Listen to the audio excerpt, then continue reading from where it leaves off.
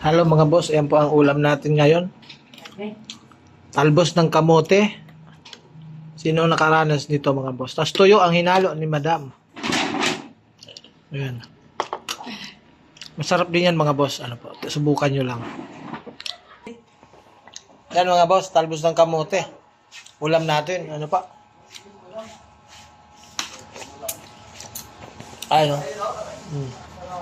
Tuyo sa talbos ng kamote ulam pero nakatinidor yan.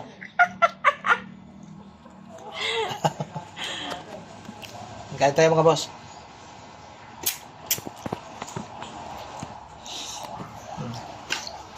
Ganito ko sa probinsya dati eh.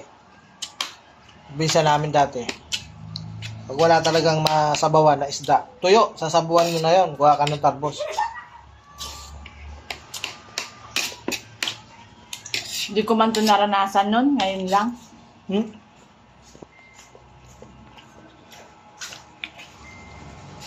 Sarap anong nga. sinasabawan, yung isdang prito.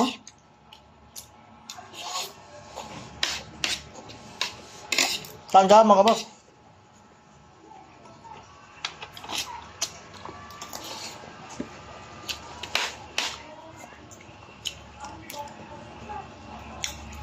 Ako mga boss, best gusto ko yung mga ganong ulam.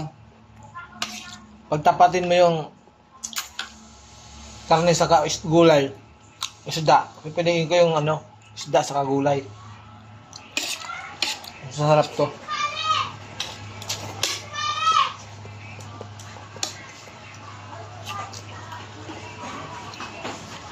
Kaya lang, para sa atin dalawa lang yan. Bagay, hindi naman sila kakain yan.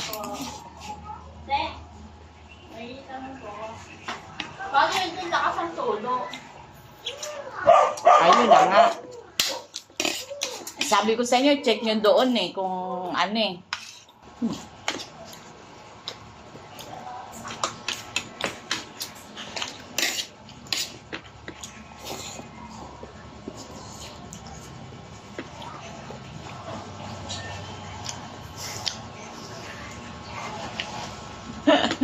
I-flex man niya ang ano niya, ulam niya. Sarap yan eh.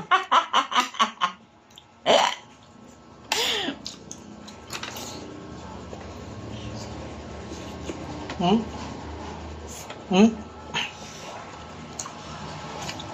Pero ang konti ng talbot. Walang Ano ba sabi?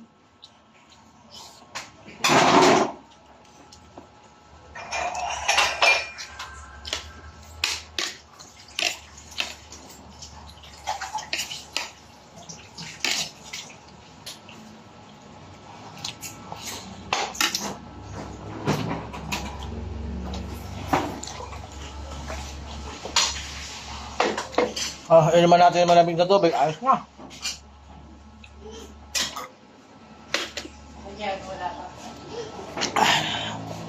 Sob na tayo mga boss. Talbos ng kamote lang sa katuyo. Sino kaya nakaranas sa inyo yan mga boss? Ano po? Ingat po. Sige po. Kain tayo.